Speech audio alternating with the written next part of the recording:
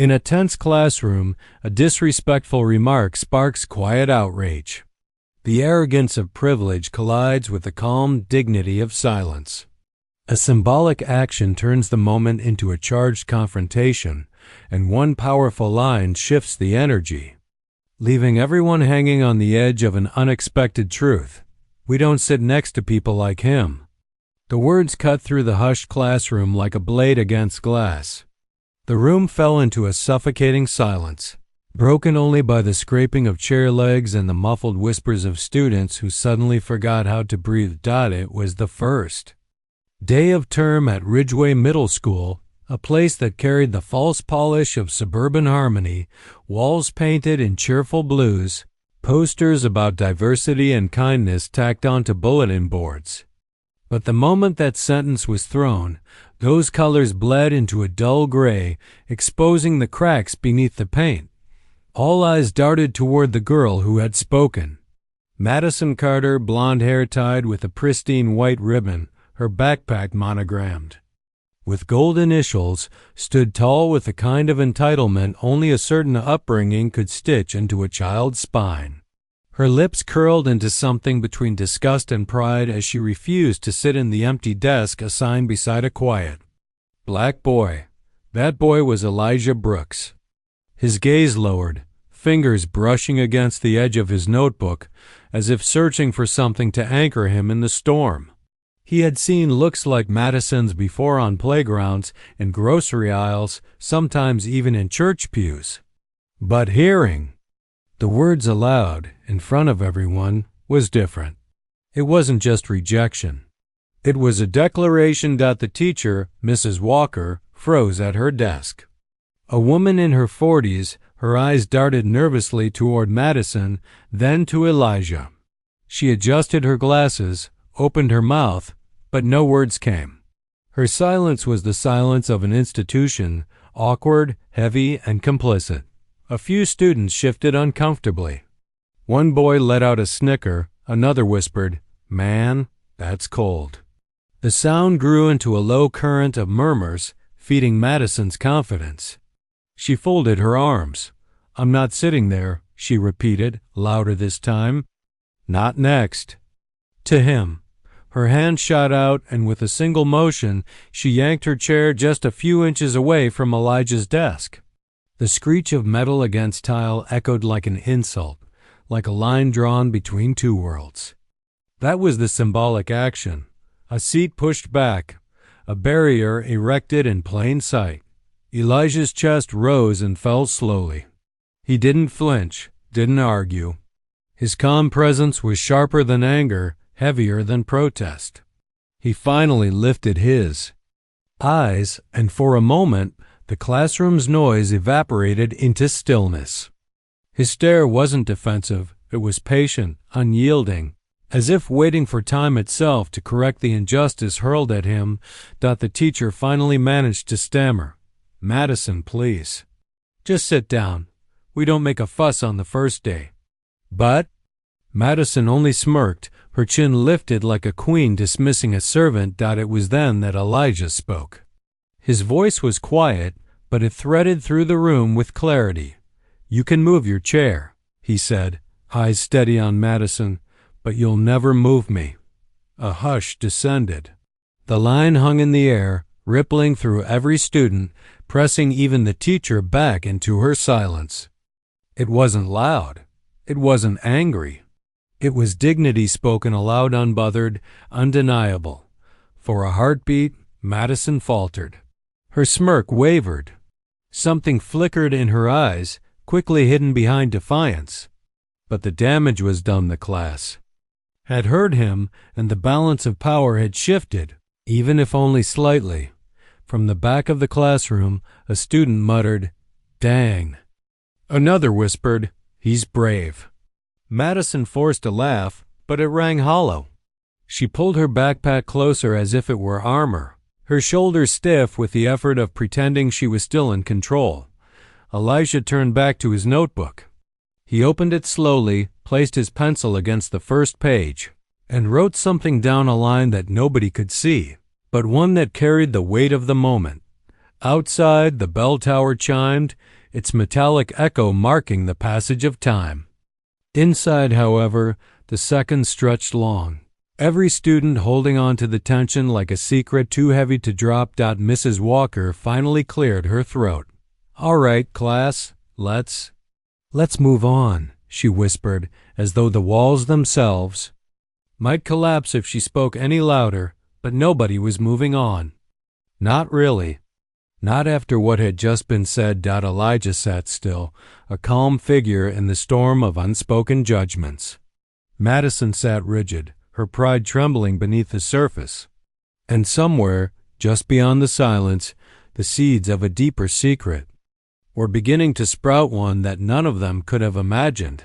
Least of all Madison. The cliffhanger loomed invisible yet palpable, like thunder rumbling beyond the horizon.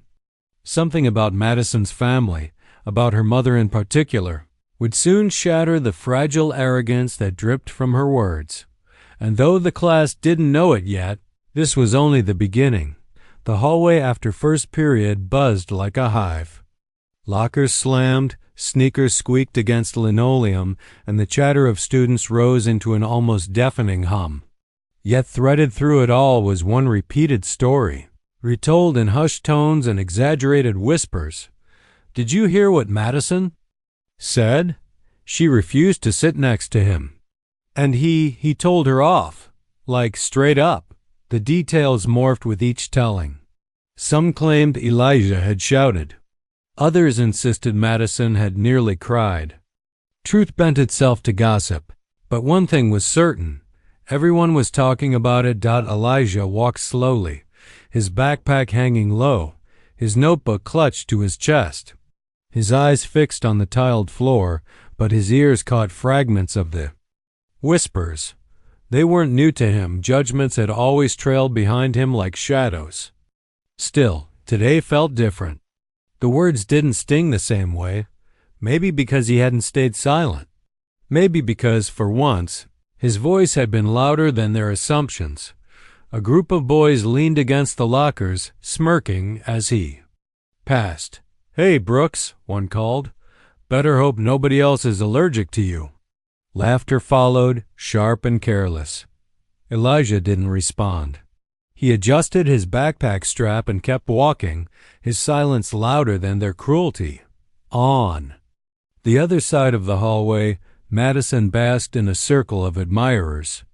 Girls with glossy hair and glittering nails gathered around her, nodding, giggling, reinforcing her story.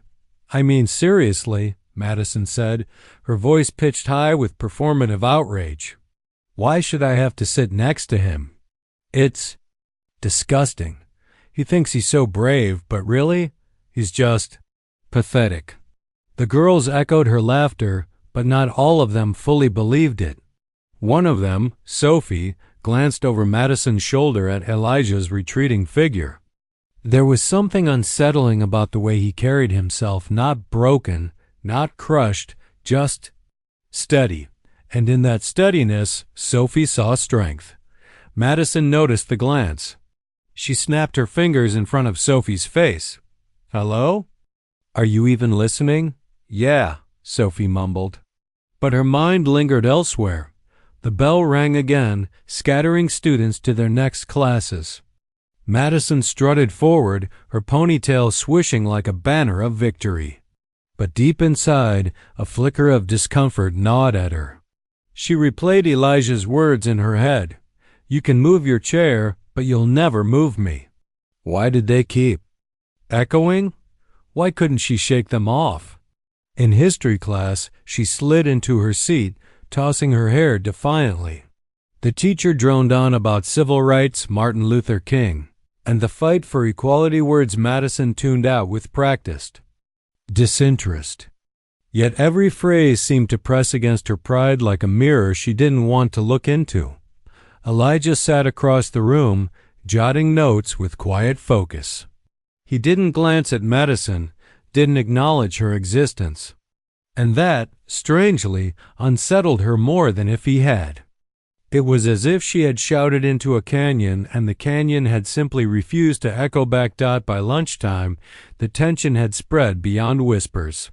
Entire tables debated the incident. Some defended Madison, others praised Elijah. Teachers avoided the subject altogether, but their sidelong glances betrayed that even the adults weren't immune to the ripple effect. In the cafeteria, Madison sat with her usual group at the center table. She laughed louder than necessary, her gestures exaggerated, her stories embellished. But no matter how she tried to fill the air with her voice, the silence of Elijah at the far corner pulled at her like gravity. He ate slowly, alone, his tray, half empty. Some students avoided his table entirely, their eyes darting nervously, unsure whether sitting near him would brand them as targets. Yet he seemed undisturbed. He unfolded his notebook, scribbled lines in the margin, and looked out. The window where the autumn trees swayed. Madison's laughter faltered. She stabbed her fork into her salad, irritation swelling inside her. Why wasn't he reacting? Why wasn't he broken? Why wasn't he defeated? She didn't know that strength often wore the mask of silence. As the day drew to a close, Elijah lingered by his locker. The hallways had emptied, the echo of voices fading into the distant rumble of buses outside. He pulled out his notebook and glanced at the words he had written that morning. "You can move your chair, but you'll never move me." He underlined the sentence twice. Behind him, Madison's voice suddenly pierced the quiet. "You think you're clever, don't you?" Elijah turned slowly. She stood a few feet away, her arms crossed, her expression sharp but her eyes flickering with something else, something almost like fear. "You think you embarrassed me," she pressed on. "But you didn't. Everyone's laughing at you, not me." Elijah studied her for a moment, then closed his locker gently. His calmness was unnerving. "I wasn't trying to embarrass you," he said softly. "I was just telling the truth." Madison's lips parted, but no words came. For the first time, her certainty cracked, leaving her exposed in the emptiness of the hallway. Before she could recover, Elijah walked past her, his steps unhurried, his dignity unshaken. And as the door swung closed behind him, Madison was left alone with the one thing she feared most, her own thoughts. "Ooh, Mom, you should have seen it. He just sat there, acting like he was better than me." Madison's voice bounced off the polished walls of the Carter family kitchen. The room gleamed with marble countertops and stainless steel appliances, the kind of home where appearances mattered as much as air. Madison slumped into a chair, tossing her backpack aside, her voice dripping with disdain. Across from her, Caroline Carter, immaculately dressed even after a day at work, stirred a pot on the stove. The scent of rosemary and garlic filled the room, but the atmosphere was heavy. Caroline's hand tightened slightly around the spoon. "And what exactly did you say to him?" Carolyn asked, her tone carefully even. Madison rolled her eyes. "I told Mrs. Walker I wasn't sitting next to him. I mean, why should I? He thinks he's all tough, but he's just—" She faltered, searching for the right insult. "He's just not like us." The spoon clattered softly against the pot. Caroline's back stiffened, but she didn't turn. "Not like us?" She repeated quietly. "Yeah," Madison said, not noticing her mother's tone. "Everyone agreed with me anyway. It's just he's so full of himself." Finally, Carolyn turned. Her face was composed, but her eyes burned with something Madison couldn't read: fear, anger, maybe both. "Madison," she said slowly, "you will never use words like that again." The sharpness in her voice startled Madison. "What? Why not? It's true." Enough." Caroline's command cracked like a whip. For a moment, silence drowned the kitchen. Then, softer, almost trembling, she added, "You don't understand what you're saying." Madison blinked. "What's the big deal? It's not like you care." "About some random kid." Caroline's lips pressed together. She looked away, returning to the stove as though the conversation were over. But her hand shook as she stirred, betraying the storm raging inside. Madison frowned. She had expected praise, maybe even laughter. Instead, she got a mother who suddenly looked like she'd seen a ghost. Across town, Elijah's evening was quieter. Brooke's home was small, worn around the edges, but filled with warmth. The scent of cornbread drifted through the air, mingling with the gentle hum of gospel music playing on the radio. Elijah sat at the kitchen table, his notebook open, pencil tapping against the page. His grandmother, Ruth Brooks, bustled about, with the ease of someone who carried history in her bones. Wrinkles carved deep around her eyes, but those same eyes sparkled with undimmed strength. "You're awfully quiet, Eli," she said, setting a plate before him. "First day of school supposed to come with stories." "What happened?" Elijah hesitated. Then he told her every word Madison had thrown, the way the teacher froze, the way the classroom shifted. He even repeated what he had said back. Ruth listened without interrupting, her hands folded, her gaze steady. When he finished, she nodded once. "You spoke truth," she said firmly, "and truth don't need shouting to be heard." Elijah's shoulders loosened slightly. But what if it just makes things worse? Ruth leaned closer, lowering her voice. "Child, the world will always try to move your chair. They'll push you aside, draw lines you didn't draw. But you already know you can't be moved unless you let them." Her words wrapped around him like armor. Elijah nodded, the weight in his chest easing. "Now eat your food," Ruth said with a wink. "Strength don't come from pride. It comes from keeping your dignity when others lose theirs." That night, Madison lay awake in her spacious bedroom, scrolling through her phone. Social media was already buzzing. Some students posted vague statuses, "Craziest thing happened in class today." Others sent her supportive messages, praising her boldness, but there were also whispers in group chats, screenshots she wasn't supposed to see. Some kids thought Elijah's line had been legendary. A few even called her a bully. Madison's chest tightened. She tossed her phone aside, staring at the ceiling. But it wasn't the comments that gnawed at her. It was her mother's face. That strange flash of fear. That command. "You will never use words like that again." Why had her mom reacted that way? Caroline sat downstairs in the dim light of the living room, a glass of wine untouched on the table. She clutched a photo in her hands, one she hadn't looked at in years. A younger version of herself, standing beside a man with kind eyes, dark skin, and a smile that still haunted her. Her hands trembled as tears pricked at the corners of her eyes. She whispered into the silence, a confession meant for no one. "God forgive me. She doesn't know the truth."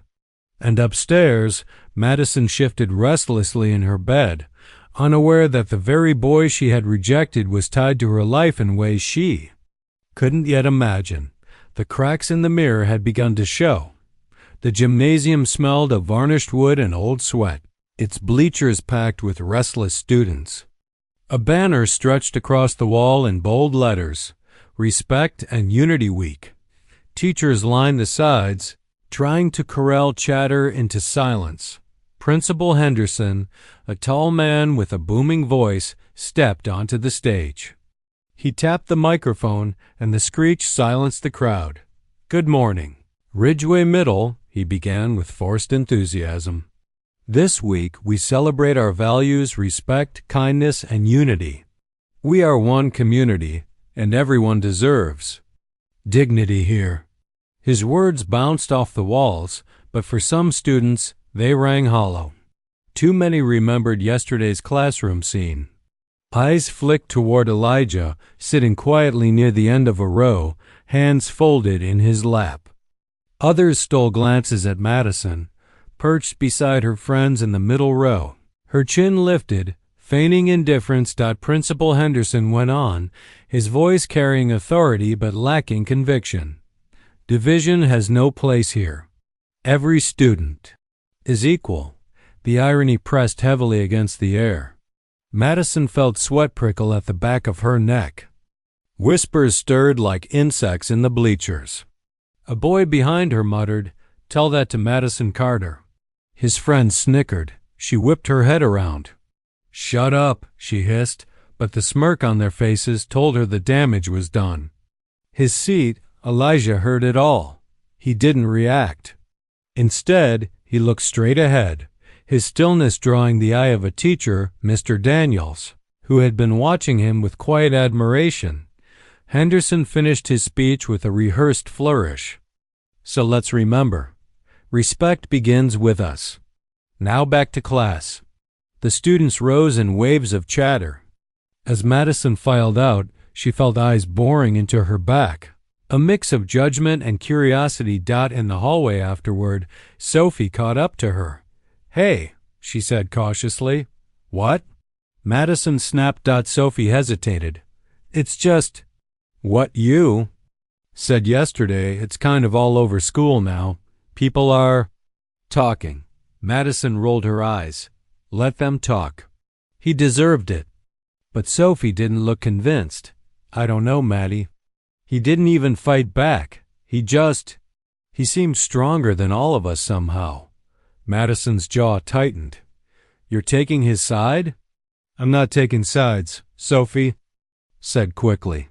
"I'm just saying, maybe you shouldn't. Forget it." Madison cut her off, storming away, yet her anger wasn't really for Sophie. It was for the uncomfortable knot twisting in her stomach. Meanwhile, Elijah sat under the oak tree outside during lunch, sketching in his notebook. He wasn't much of an artist, but the act soothed him, lines becoming shapes, silence becoming expression. Mr. Daniels approached, hands in his pockets. "Mind if I sit?" Elijah shrugged. "Sure." The teacher settled on the bench. For a moment, they just listened to the breeze stirring the leaves. Then Mr. Daniels spoke. "I saw what happened yesterday." Elijah's pencil paused. "Most people saw it." "Yes," Daniels said softly. "But most people didn't say anything. You did. That matters." Elijah glanced at him. "Does it?" Nobody stopped her. Not even Mrs. Walker. Daniels exhaled. "Sometimes silence is the easy way out. Doesn't mean it's the right way. Don't let their silence convince you you're alone." Elijah nodded, unsure what to say. Daniels patted his shoulder once, then stood. "Keep your head up, Brooks. Some of us notice." As the teacher walked away, Elijah felt something stir in his chest, recognition, maybe even validation. That evening, back at the Carter house, Caroline sat at the dining table with Madison. Dinner was laid out beautifully, but tension hung over the meal like fog. "How was school?" Caroline asked. "Fine," Madison muttered, stabbing her fork into her chicken. Caroline watched her carefully. "I heard there was an assembly." "Yeah, stupid speeches about respect," Madison sighed. "Everybody keeps acting like I'm the bad guy. It's not fair." Caroline's fork froze midway to her lips. "Madison, sometimes when everyone around you sees something, you need to stop and ask why." Madison frowned. "Why are you acting like I'm the problem? Don't you get it? He's different." Caroline's eyes darkened. "Different how?" Madison faltered. The intensity in her mother's gaze unnerved her. She tried to laugh it off. "Forget it." Caroline set her fork down. "Madison, listen to me carefully. Words like the ones you used, they carry weight. More weight than you understand." Madison's irritation flared. "Why do you even care so much? You don't even know him." Caroline looked away quickly, her throat tightening. "You'd be surprised what I know." The cryptic response left. Madison staring, her appetite vanishing. Later that night, Caroline stood before her bedroom mirror, fingers grazing the photo tucked away in her dresser drawer. The man's smile stared back at her from the picture, the same smile she'd once loved. The same one she had hidden from her daughter all these years. Her reflection trembled as she whispered to herself, "Sooner or later, the truth will come out." And in that same moment, Madison lay in her room scrolling through messages, her confidence fraying with every rumor she couldn't silence. For the first time, she wondered if her mother was keeping something from her. The assembly had ended, but the cracks in her world were only beginning to spread. The morning sun cut sharp lines across the hallway tiles as students shuffled toward their lockers. Elijah walked steadily, his backpack slung low, his notebook pressed to his chest. He expected the usual stares, the usual murmurs. Instead, when he opened his locker, a folded piece of paper fluttered to the floor. He bent, picked it up, and unfolded it carefully. The handwriting was hurried but clear. "Don't let her break you. Some of us see you. A friend."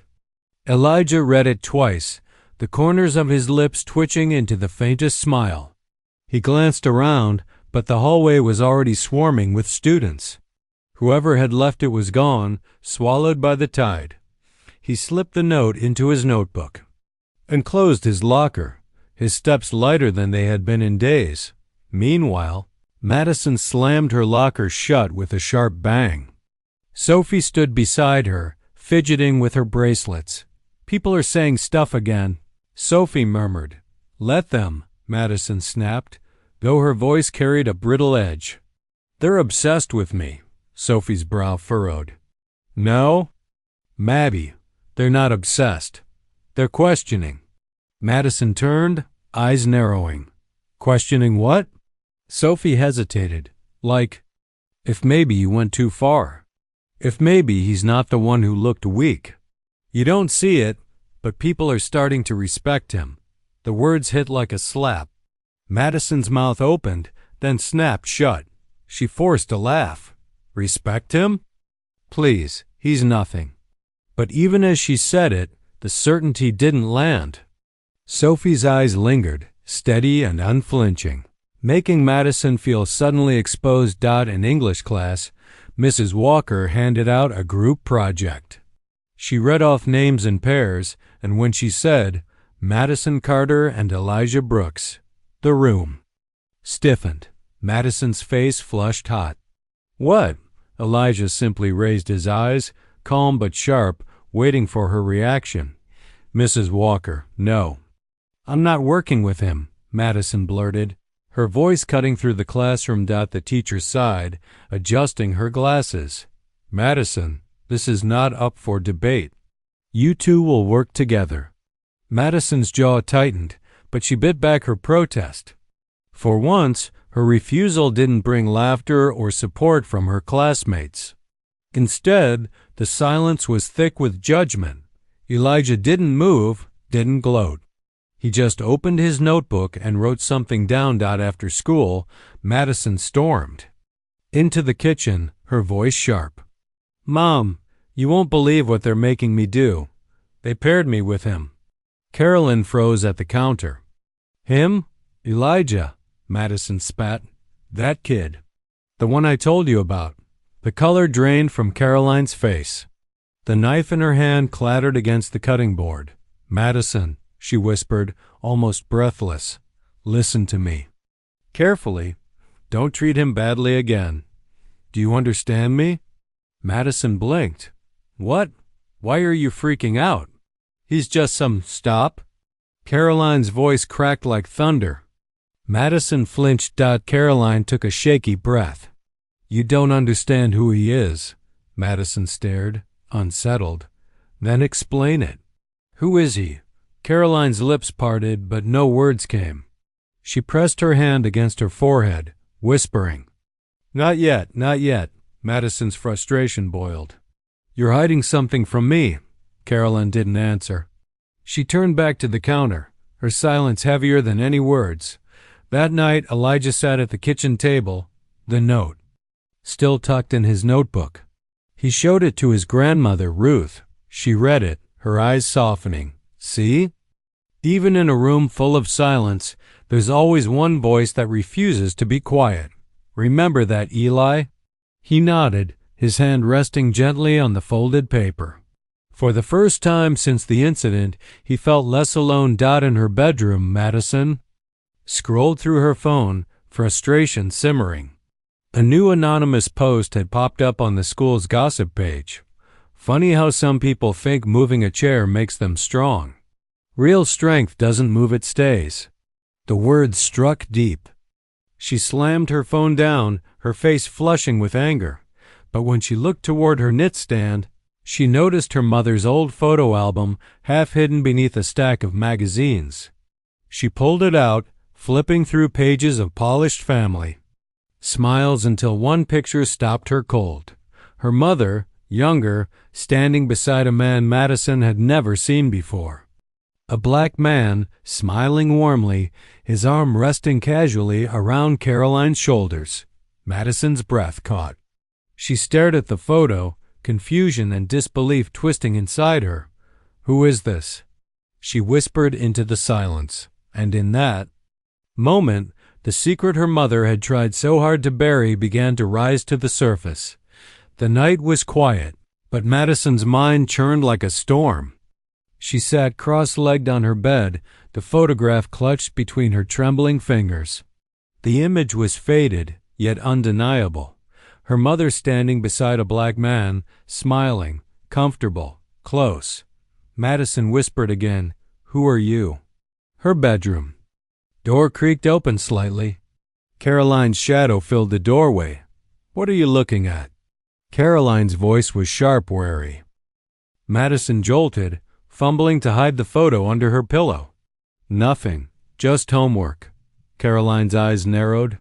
She stepped inside, her presence heavy, her hands twisting in the fabric of her apron. "Madison, I told you to leave old things alone." "But why?" Madison's voice cracked with frustration. "You're acting like I did something wrong just because I found a picture." Caroline froze. "You did find a picture?" Madison hesitated, then nodded. "Who is he?" For a moment, Caroline's mask slipped, her face softened, her shoulders sagged.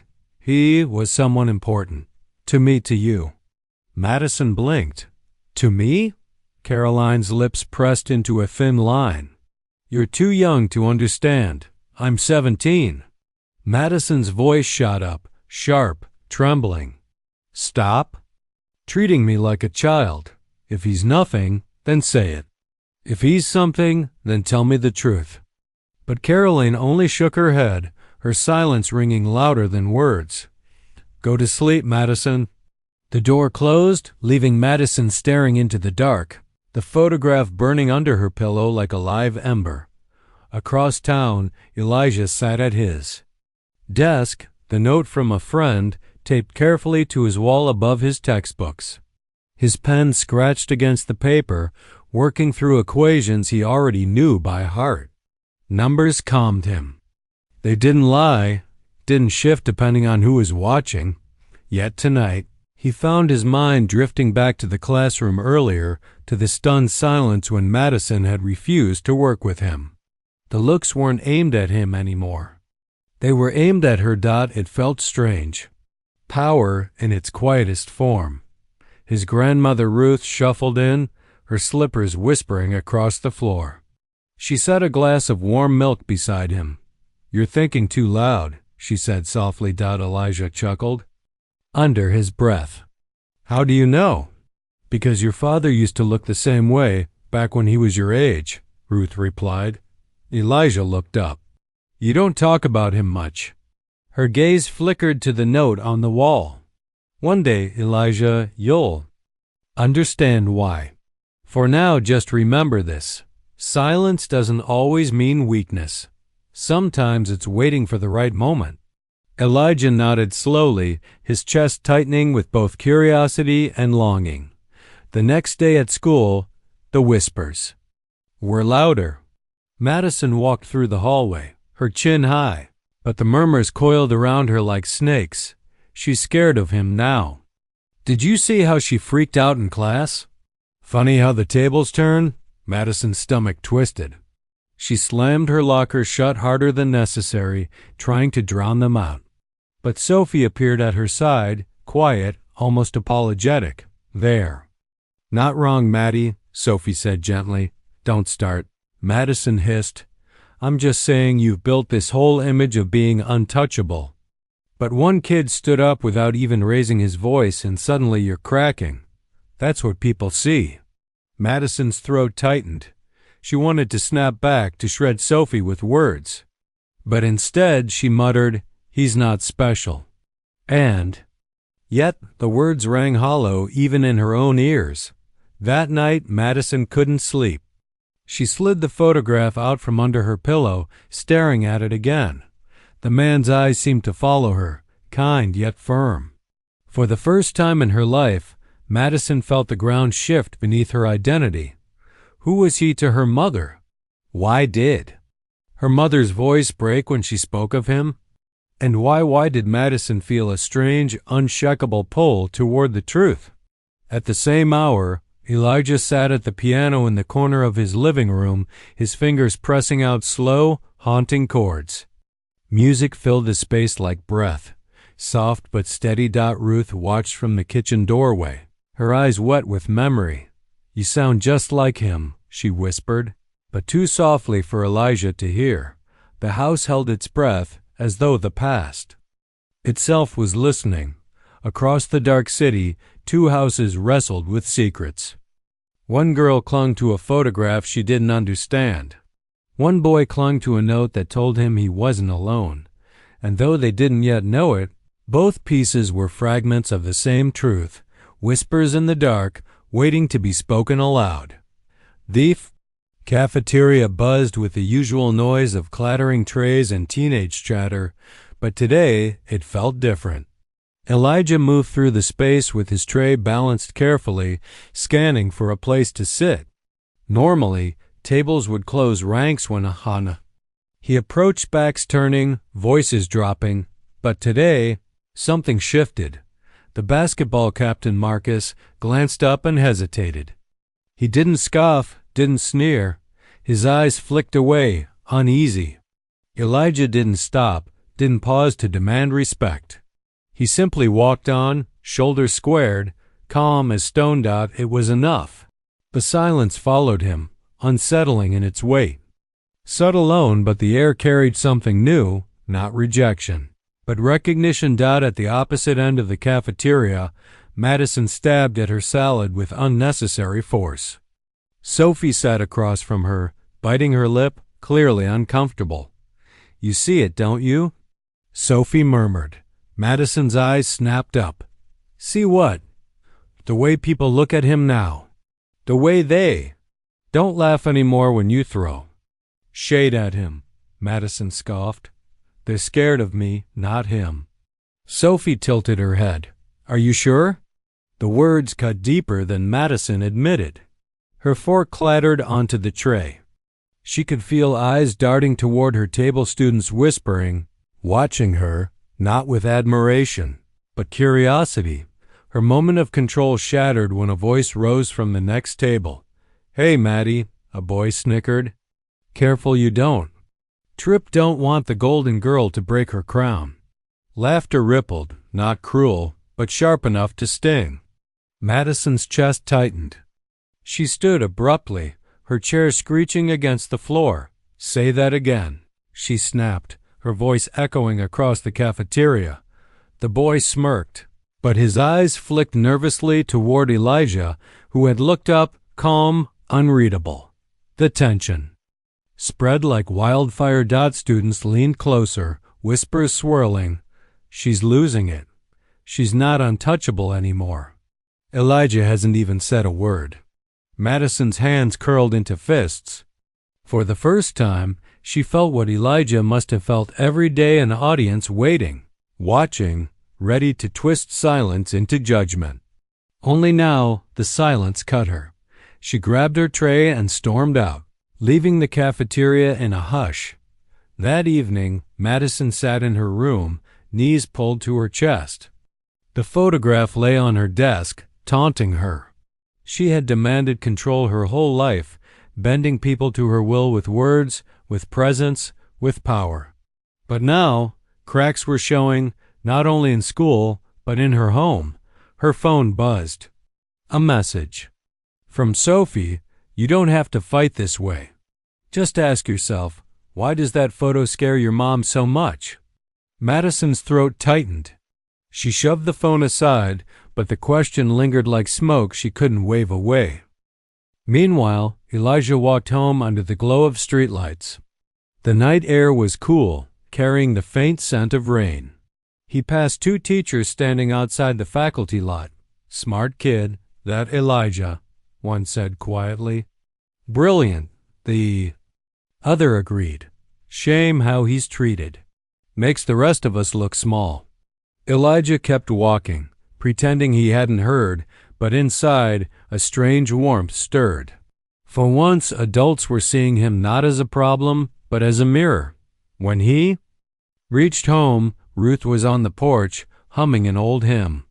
She looked up at him, eyes twinkling. "You feel it, don't you?" she asked. Elijah raised an eyebrow. "Feel what? The shift?" "The way the air bends when truth starts to surface. People don't always admit it, but dignity unsettles arrogance. Like sunlight breaking through cracks." Elijah sat beside her, silent. For the first time, he allowed himself a small, steady smile. Across town, Caroline stood in the kitchen, staring at the same photograph her daughter had hidden. She had another copy tucked away in a drawer she hadn't opened in years. Her hands shook as she traced the face of the man beside her younger self. Her whisper broke into the empty kitchen. "James." I should have told her. A tear slid down her cheek. Madison, listening from the hallway, froze. Her heart hammered. The name seared into her memory. James. Who was James? And why had her mother spoken his name like a wound that never healed? The city settled into silence, but within two households, truths pressed against the walls like storm clouds ready to burst. For Madison, the mirror she had built of perfection was beginning to crack.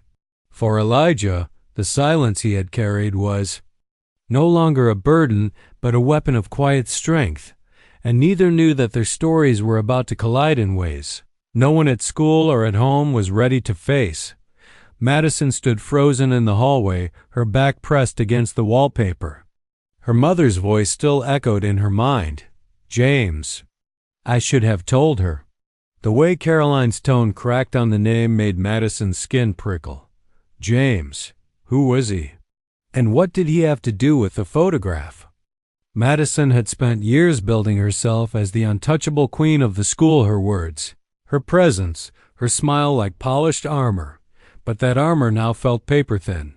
For the first time, she feared not losing friends or status, but losing the truth about herself. She tiptoed back to her room, her hands trembling. Pulling the photograph from her drawer, she stared again. Her mother younger, laughing, standing beside a man whose skin was darker than hers. Madison had always thought the photograph was some forgotten friend. But now, James. The name pressed heavy in her chest. The next morning at school, Elijah entered through the front doors with his usual steady stride.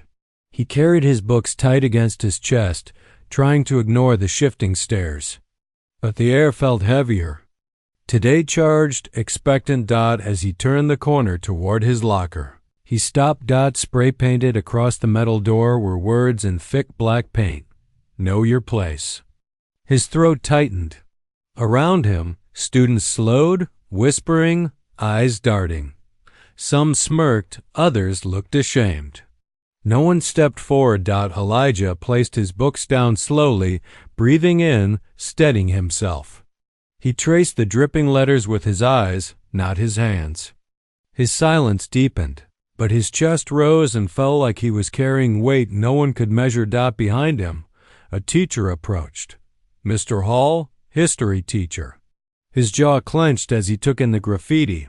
"Elijah, I'll get this removed immediately," he said. His voice shook with guilt. Elijah met his eyes calmly.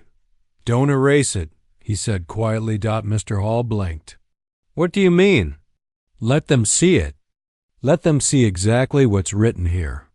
That's the truth, isn't it? Their words, their fear. Why erase it for them? The teacher swallowed hard. Around them, students shifted, suddenly uneasy. Elijah's words pierced deeper than any outburst could have. His calm was not weakness. It was exposure. Madison had watched the scene from the end of the hallway. For once, her usual smirk didn't come. She felt her stomach twist. She had insulted Elijah before, mocked him, treated him as invisible. But this cruelty painted across his locker felt different. It wasn't just arrogance, it was a mirror of the hate she now feared lurked inside her own home, tied to the name James. Her steps faltered as Elijah turned, his gaze sweeping the hall. For a moment their eyes met. She looked away, ashamed. At lunch, Madison sat with Sophie, who studied her closely. "You're quieter today," Sophie said. Madison forced a shrug. "Just tired." Sophie leaned in. "You heard something, didn't you?" "Something at home." Madison's fork froze midway. "What makes you say that?" "Because you've got the same look Elijah had this morning, like you're holding something heavy and you don't know if it'll crush you or set you free." Madison dropped the fork. Her throat ached. "Do you ever feel like your whole life is built on a lie?" Sophie blinked. "Maddie, what are you talking about?" Madison shook her head quickly, masking the slip with a bitter laugh. "Forget it. Just tired, like I said." But Sophie wasn't fooled. That evening, Elijah sat at the kitchen table, his textbook spread out. Ruth moved quietly around the kitchen, setting tea beside him. She studied him for a moment, noticing the tension in his jaw. "You saw it, didn't you?" she asked softly. Elijah nodded. "And you didn't break. You let the words stand." Elijah's voice was low. "If I shout, they'll say I'm angry. If I fight, they'll say I'm dangerous. But if I stay silent, the words reveal themselves." Ruth's eyes glistened. She reached out, resting her hand over his. "Silence can be power, but remember, child, sometimes the truth must also be spoken." Elijah looked at her, his heart caught between restraint and the weight of what he carried. Across town, Madison's house was shrouded in shadows. She approached her mother, who sat at the kitchen table with a cup of untouched coffee. "Mom," Madison said, her voice trembling. "Who is James?" Caroline's hand froze on the cup. Her face drained of color. "Where did you hear that name?" She whispered. Madison's heart pounded. "You said it last night. I heard you. And the photograph. You've been lying to me, haven't you?" Caroline closed her eyes, tears forming at the corners. "Madison, there are truths I've hidden because I thought they would protect you. But lies, no matter how carefully built, always crack." Her voice broke on the last word. Madison's stomach nodded. For the first time, she didn't want power or control, she wanted answers. And she knew those answers were coming, whether she was ready or not. The storm between Elijah's dignity and Madison's unraveling identity was building two lives, two silences, about to collide with a force no school hallway or locked drawer could contain. The air in Madison's house that night was suffocating. The ticking of the kitchen clock grew louder with every second, pressing against her skull. Her mother sat across the table, her hands trembling against the ceramic coffee cup she hadn't touched. Madison's voice cut through the silence. "Who is James?" Caroline closed her eyes as if shielding herself from the weight of her daughter's gaze. For years she had rehearsed lies, half-truths, stories to keep the past buried. But Madison's eyes, so sharp, so demanding, would no longer accept shadows. Caroline took a shaky breath. "James was your father." The words shattered through the kitchen like glass. Madison felt the air leave her lungs. Her father? But she had always been told her father left, that he was no one worth remembering. Caroline's lips trembled. "He wasn't like the picture I painted for you. James was kind, brilliant, gentle." And yes, he was black. That photograph you found? That wasn't just some old friend. That was the day we thought we could build a life together. Madison's skin flushed hot, her heart hammering. She gripped the edge of the table. Her entire life, her arrogance, her disdain for Elijah, her need to prove herself, suddenly twisted into a mirror she didn't want to face. You lied to me, Madison whispered, tears burning her eyes. You let me look down on people. You let me hate, when all this time, that was part of me? Caroline's tears finally fell. I was afraid, Maddie. Afraid of how the world would treat you. Afraid of what you'd lose. So I gave you a mask to wear. But I realize now, I stole your truth from you. Madison's chair scraped back. She couldn't sit still. Her breaths came fast, ragged. The photograph in her pocket felt heavier than ever. She wanted to scream. But all that came out was a broken whisper. Then who am I? The next day at school, the hallways buzzed louder than usual. Something was in the air, rumors, whispers, stares. Elijah felt it before he even reached his classroom, when he stepped. Inside, the room went quiet. On the board, written in crude chalk letters, were the words, "Silence is weakness." The students watched him, waiting for a reaction. Some expected rage, some wanted fear. Others wanted to see if he would finally break. Elijah set his books down on his desk. His hands trembled, but his voice, when it came, was steady. You think silence is weakness? His eyes scanned the room, sharp and unflinching. Silence is not weakness. Silence is patience. Silence is the strength to let truth reveal itself without lifting a fist. The room shifted, uncomfortable. But don't confuse silence with fear. He continued, his voice rising, every word striking like a hammer. I've stayed quiet because I knew the noise wasn't worth my dignity. But today I will speak. His classmates leaned in. Elijah stood taller than he ever had before. You paint words on my locker. You write lies on the board. You think that makes you powerful? It only shows the smallness of your hearts. Power doesn't come from hate. It comes from standing when everyone else wants you broken. A hush fell over the room. For the first time, no one laughed, no one whispered. His voice had cut through them all. At the back of the class, Madison sat frozen. Every word struck deeper than the last. Her chest ached because Elijah wasn't just speaking to the room, he was speaking to her. To the lies she had lived in. To the mask she had worn. At lunch, the storm finally collided. Madison found Elijah by the bleachers, his lunch untouched beside him.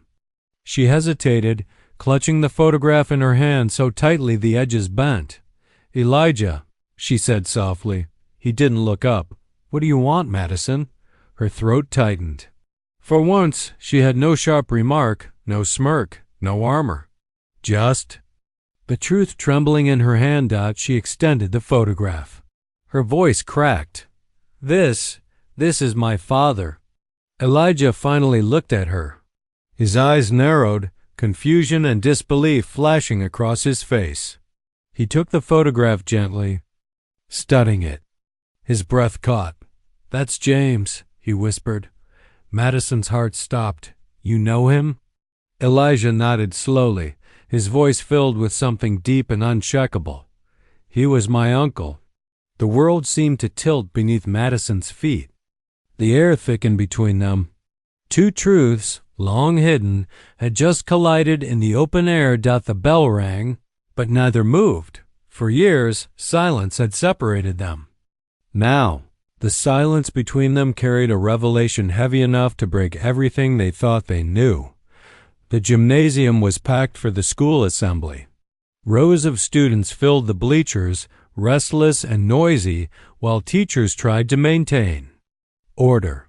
Principal Harris stood at the podium, shuffling his papers, preparing to address another incident of student conflict.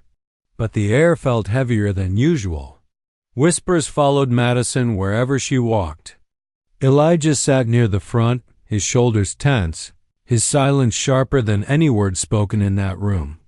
Madison's fingers trembled around the photograph.